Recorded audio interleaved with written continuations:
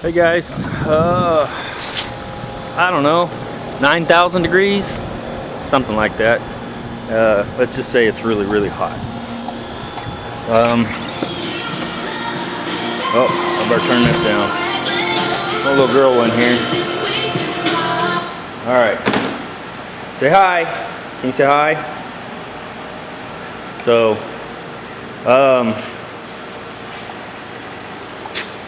yeah. I don't know exactly what I'll get done today.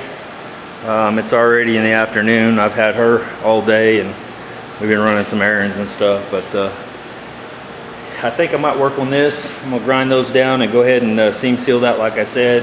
I'll go ahead and pop that one off and seam seal it and get it all done. I'll probably weld this shut then and kind of finish up on that. And I'm probably gonna pay for this in a big way. You know, went ahead and put all those in there. I didn't sand those that day, so those are going to be like sanding rocks probably.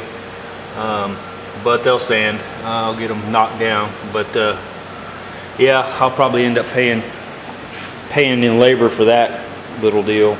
But yeah, I fiberglassed over them and just left it. So, but we'll see what happens. Now probably all those little primered areas, those are all going to be glass too, because remember I put all those little patches in. That's where they were all kind of had some rust spots and whatever.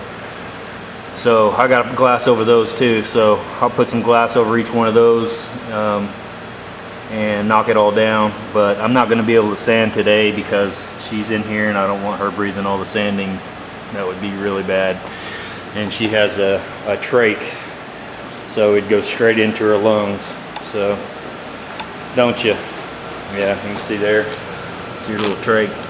That just go right on in there. So it's hard to do any grinding and sanding and stuff like that when I got her inside, but I can find other stuff to piddle with.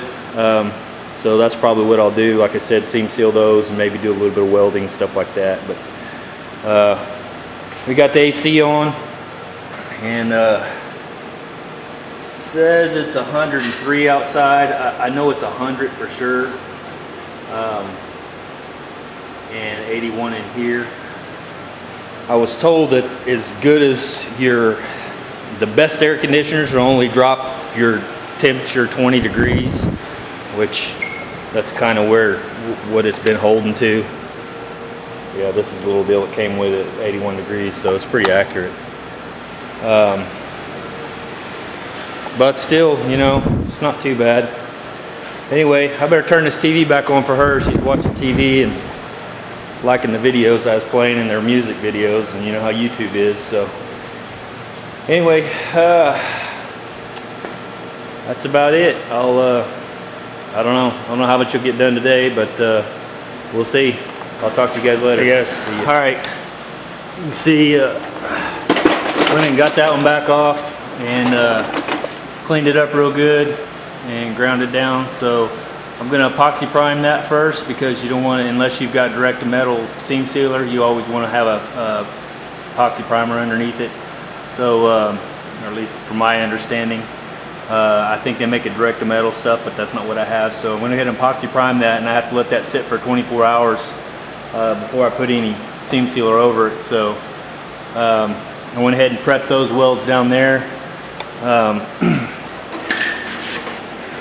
Got this off, went ahead and knocked these down and ground all that in there. Same deal under here. Went ahead and prepped all those up, get them ready for a little coat of epoxy. And then if I want to go ahead and fiberglass over that, I can, but we'll see how it turns out. But something I wanted to show you, hopefully I can get under here to show you this. Okay, these welds, I did these welds, I don't know, a couple weeks ago or so. And in just that time, see if I can get this light up closer. You can see up in there, every one of them are rusted from the back side. And so when those welds penetrated through, they ate the coating off, this black coating, whatever that was, and they've started surface rusting. So I'm gonna have to get up in there with a probably wire wheel and clean all that rust and stuff out of there, Same thing with the back side of that. Clean all that up real good and then go ahead and coat it with epoxy as well. So just a little heads up, and again, this reiterates my point on the welds. Say you're inside your rockers and stuff, like where I welded in here. All these are little patch panels. Well, if I hadn't gone in from the inside, every one of those would look just like those right there do. Promise you. And what's going to happen is that's going to start eating through just like what I showed you outside, and eventually, however long it takes, you're going to start getting bubbles right here in your paint. So however you can, through these little holes here, whatever you can do, try to coat the insides of those, because these rockers are notorious for that. I mean, they've actually built this because they knew water was going to come in, and they put these little drains up in here to where they'll drain out. But and they do that on the new vehicles too. But so yeah, I mean, every so often you might want to get in there and spray this stuff, spray your rockers out and get all that dirt and whatever else might get up in there off the roads, you know. So anyway, just my 2 cents. But yeah, I thought I'd show you that because I was in here looking at this and I thought, man, you got to be kidding me already. I mean, it hadn't taken any time for that to start surface rusting. So, but it's been pretty humid here, so that's, you know, if you live in Nevada, like Tom does, then you may not have too many problems with this kind of rusting stuff. But yeah, that's the kicker for this epoxy. That's why you want it, because that stuff right there protects your bare steel. So anyway, thought I'd give you a little heads up on that. I got to clean that up real good, and then all I'm gonna do this time is mix up some epoxy in a cup. I'm gonna take a little acid brush and I'm just gonna brush it on. I'm not gonna hook up a sprayer and have to clean the gun and do all that. It's just unnecessary, especially on these little welds like this, because they'll be you know, I'll go over top of them with whatever I decide to go over top of them with, and then they'll be sanded down and the whole deal. So it doesn't matter if they spray on perfectly smooth, you know. Again, this is not going to be perfectly straight anyway. This, you can tell it's from the factory. These were all crimped with a they call them a spot, I don't know, it's a spot welder. This is a clamp welder, I can't remember what it's called. But anyway, and it distorts the metal anyway. So from the factory, these are going to be a little ripply right under here. So anyway, so I'm not going to try to sit and block that out perfectly straight. That would be pretty ridiculous. But oh yeah, and Call of George, and I'm having the hardest time remembering your name. Robbie, maybe? I don't know. Anyway, we were talking about your, and maybe you can see that. You're gonna make that little patch. You see that hole? You see how they did that? And they also put this little deal down here. Not sure why they did that. I'm sure somebody out there knows. I said hopefully you can see that. But yeah, if you're to make a little patch and then, you know, they put a rubber plug in there. Well, that rubber plug's not gonna cover this up completely. So that may be to get in there to pop that out. It may be for water to go ahead and, you know, come out from underneath that. But there you go. Same issue over here. Everywhere where that penetrated through and burnt the paint away, every place has got some surface rust on it. So, like I said, let me turn. I got a little light on this. There you go. I don't know if that makes it better, but you see what I'm saying? You got just every one of these little areas where it come through got a perfect circle of rust. So I'm gonna have to get in there and wire wheel all that out, clean it up, and epoxy it real good. So anyway, a little heads up, and there you go. Talk to you later. All cleaned up, water-borne wax and grease remover. Probably be hard to see. Went ahead and sanded with 180 up in here, up underneath, because of the welds on the back side. So I'm gonna go ahead and coat those. Same under here. Like I said, it's kind of dark, but and then under here as well. So I'm going to take this little brush and just dip it in my epoxy and go around and basically cover all the welds and all the areas that need to be covered. This down here type deal. So anyway, I'll bring you back when I get her done. Alright guys, here's what I got done today. Went ahead and sealed up the metal that was bare. Just the spot welds and stuff, I'll go back over those. I'll sand all that down and respray it, basically scuff it with 180 or whatever. But that'll give it, I was gonna say, I put that on with that little brush. Kind of see here, this stuff's sticky. Oh my gosh, it's sticky as glue. But anyway, you can see that little brush in there. Anyway, I put it on with the brush, and any of those little divots you have in your welds, it just sinks down into those. So I think that's fantastic. Same here, went inside this channel, kind of did the same thing. These, I just made this patch not too long ago. It was already starting to surface rust, so I buzzed back over it, cleaned the metal up, and went ahead and cleaned it with waterborne wax and grease remover. Heated it up with my heat gun. I know this is way overkill, but whatever. Make sure I got all the water that's in that waterborne wax and grease remover dried, so it doesn't try to surface rust back up underneath. They say to wait 30 minutes to an hour. I use that heat gun and just dry the hell out of it. So yeah, I just accelerated that time, so I don't have to sit around all night. Let's see. Bear with me for a second.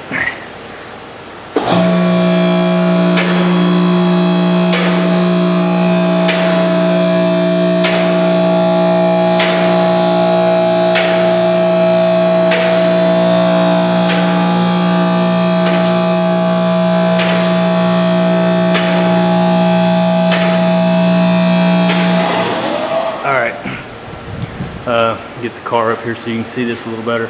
Went ahead and brushed over all this, brushed all this, brushed that in good in that seam there, so when I put my seam sealer in there, it'll have something to bite to. Same with this side, got it in there real nice.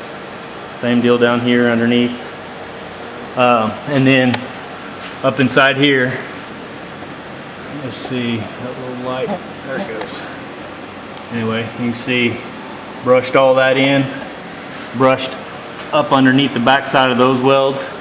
Same in here, brushed up all up inside there, took a mirror so I could see what I was doing and went over, made sure I got over every spot weld real good. Same within here on this side, all the way inside. Anyway, so kind of a little update on that. Another thing, and I'm full of ideas, they may not always be good ones, but they're ideas. Especially for guys. I bought this, I actually got this gave to me. And you guys may remember it if you've seen it. It's a paint gun washer. Well, I don't think they do that great of a job when you just stick everything in there and do what it's supposed to do. I like to actually take them apart and clean with the little brush and the whole deal. But what I had done is, this one didn't come with a motor. Well, that was why it was so cheap. And so what I did was I put a pressure pot down here to where I could hook air into it and regulate that air, and it would just pressure up that thinner, run it up inside, and then I could basically use this as the thinner was running out to go ahead and clean my gun real well. Well, what was happening is the pressure pot's pressuring up so bad it's starting to blow out of all the hose ends and stuff like that. So what was going to be a great idea, although it would probably still work if I got some better fittings and some, or whatever, maybe some kind of hydraulic hose. Sorry about that. My camera quit for whatever reason on the video. I was trying to upload it and noticed that I was talking about this pressure pot here and how it was leaking out the fittings and everything. So that was supposed to pressure up, run through that regulator so you could regulate it up to this hose, and then you could just sit and have thinner coming out. The problem is the thinner comes out here and it actually goes into this bucket, which you end up wasting a lot of thinner and having to recycle this all the time. So my thought was, why not just take another one of these, because I have a whole box of them. This is like actually a old Binks one. But I can turn it down and actually spray just a light coat of thinner out of it and clean my gun. Just spray down into here and use this and soak it down. And I like to take my paint guns apart and clean them with the little brushes and all that stuff, so then I can just spray this off, the spray fresh thinner on it, and I'm not using a bunch while I'm cleaning, because this is going to just sit and cycle out until it runs out of that pressure pot into this. So yeah, I thought that, and another good deal with that is not everybody's got this, so you have a plastic bucket. well, you can use that and just spray down in your plastic bucket and use whatever you normally use to clean your guns with. But anyway, those are you can pick those up cheap.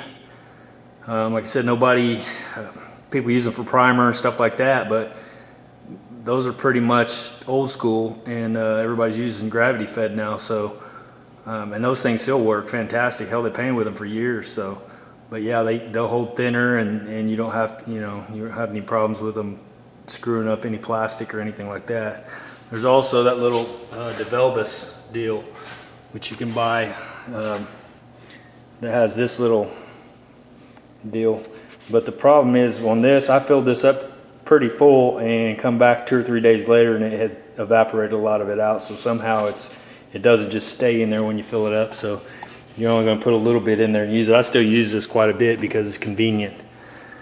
But anyway, that was an idea, like I said, something I was thinking about. So I went ahead and, since I had all those waterborne wax and grease and the other solvent, I thought, well, hell, why don't I just put thinner and use it to clean my guns? It'd be real super easy right here, you know what I mean? And I'm going to use less thinner when it's all said and done.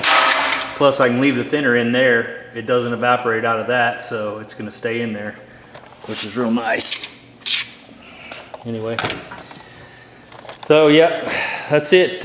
You guys be gone for a few days. Actually, it's just tomorrow at the fire station, but I'll be back out here in a couple days and we'll get back on this and try to make some more progress. So, all right, guys, you have a good evening. See you.